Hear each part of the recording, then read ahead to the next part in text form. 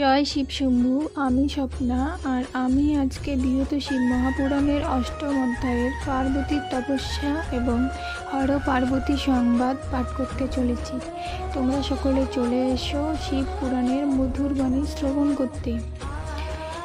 আজকের শ্লোক হলো সর্বা সামপি বিদ্যানাম ধৃষ্টনাম সদাশিব উচ্ছ্বাসরূপেণ বেদা তত্ত্বাস্ত বিষ্ণবে পুরা। এই শ্লোকটির অনুবাদ হল নৈমিষকাননবাসী ঋষিগণ প্রতি পূর্ণ কথা কহিছেন সুত মহামতি। হরের করিয়া সেবা হিমালয় সুতা, তাহার দ্বারায় হইলেন আকর্ষিতা। কিন্তু কাম ভস্ম হইল হরকোপার নলে, আর শিব অন্তর্হিত হন সেই কালে। মনোদুঃখে দাহমান হইয়া তখন, আপন ভবনে উমা করেন গমন।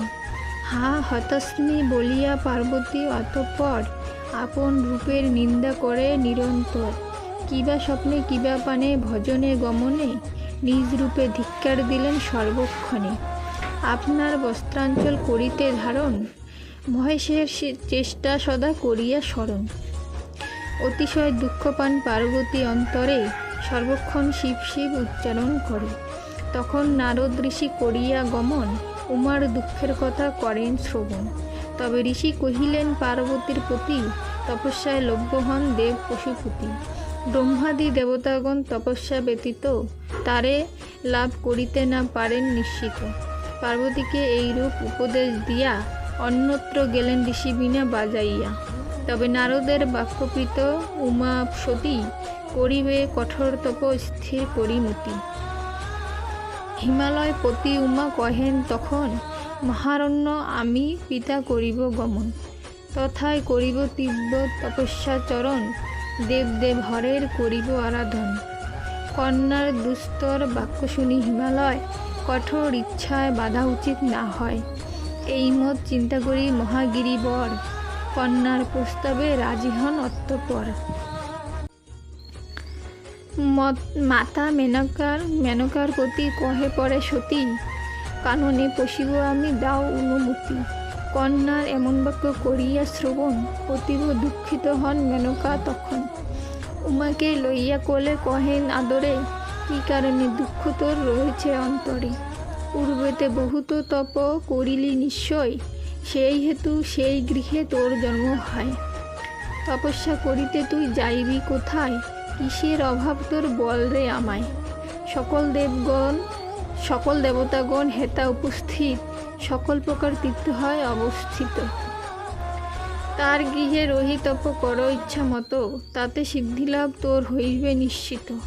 তুই সেই মহাদেবে প্রতিরূপে পেয়ে, বল মোরে কিবা সুখ পাইবি হৃদয়ে। কমল শরীর তোর তপস্যা কঠোর, গৃহে বসি তপ কর শুন কথা মোর। মাতার বদনে শুনি এইরূপ কথা, পার্বতী অন্তরে পাইলেন বড় ব্যথা। সদাই শিবের চিন্তা করে মনে মনে, শিব বিনা সুখ নাহি আসিব জীবনে। মেনকা কন্যার দুঃখ করিয়া দর্শন, অবশেষে অনুমতি দিলেন তখন। তবে মাতৃ পিতৃ পদে প্রণাম করিয়া, কাননে প্রবেশে উমা শিবের লাগিয়া। তপস্যা করিতে হিমালয়ে পাদদেশে, ধ্যান শুরু করিলেন হরের উদ্দেশ্যে। তখন তাহার যত সখীগণ ছিল, তার পরিচর্যা লাগি নিযুক্ত রহিল। ফলমূল কুশ আদি যাহা প্রয়োজন, তাহারা সকল বস্তু করে আহরণ। আপনার চিত্ত বিনোদনার্থে পার্বতী, প্রস্তুত করেন এক রুদ্রের মূর্তি। মনেতে সংকল্প করেন তখন, ইনি আমার সেই মানস রতন। সেই মূর্তি মুহুর্মুহু করেন দর্শন, আর সেই বিগ্রহের করেন পূজন। উমার এমন শ্রদ্ধা করি দর্শন, মনে মনে পরিতুষ্ট হন পঞ্চানন। মৃগচর্ম পরিধানে, স্কন্দে যজ্ঞসূত্র, হস্তেতে পলাশদণ্ড, কমনুলু ছত্র। ভস্ম বিভূষিত দেহে বটু রূপ ধরি নানান আশ্রমে যান দেব ত্রিপুরারি। এইভাবে নানা স্থানে করি পর্যটন, উমাশ্রমে যান শেষে প্রভু পঞ্চানন। অগ্রভাগে ভিক্ষু বরে পরিদর্শন, ধ্যানাসন পরিত্যাগ করি সেই ক্ষণ। সখীগণ সহ উমা ভিক্ষু রূপী ঘরে অভিবাদনাদি দ্বারা সম্মানিত করে। অতঃপর কহিলেন, হে সন্ন্যাসীবর, ভিক্ষুরূপে তোমা দেখি অপূর্ব সুন্দর।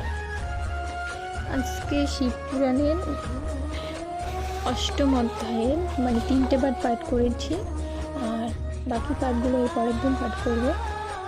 বৃহত্ত শিব মহাপুরাণ পাঠ করতে গিয়ে যদি আমার কোনো ভুল ত্রুটি হয়ে থাকে, এই বাবা মহাদেব এবং মাতা পার্বতী সহ এবং সকলে আমাকে ক্ষমা করবেন। আর আজকে আমি এখানে সমাপ্ত করছি। সকলে ভালো থাকবেন।